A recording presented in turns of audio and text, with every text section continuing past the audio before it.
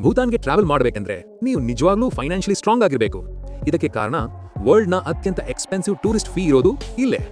ಬೇರೆ ದೇಶದ ಸಿಟಿಸನ್ಗಳಿಗೆ ಇದು ಸಸ್ಟೈನಬಲ್ ಡೆವಲಪ್ಮೆಂಟ್ ಫೀಸ್ SDF ರೂಪದಲ್ಲಿ ಪ್ರತಿ ದಿನಕ್ಕೆ $100 ಪಾವತಿಸಬೇಕಾಗುತ್ತದೆ. ನಮಗೆ ಇಂಡಿಯನ್ಸ್ಗೆ ವೀಸಾ ಅಗತ್ಯವಿಲ್ಲ. ನಾವು ಕೇವಲ ದಿನಕ್ಕೆ $1,200 ಮಾತ್ರ SDF ಪಾವತಿಸಿ ಸುಲಭವಾಗಿ ಟ್ರಾವೆಲ್ ಮಾಡಬಹುದು. ಇದು ನಮಗೆ ಸಿಕ್ಕ ಬಿಗ್ ಅಡ್ವಾಂಟೇಜ್.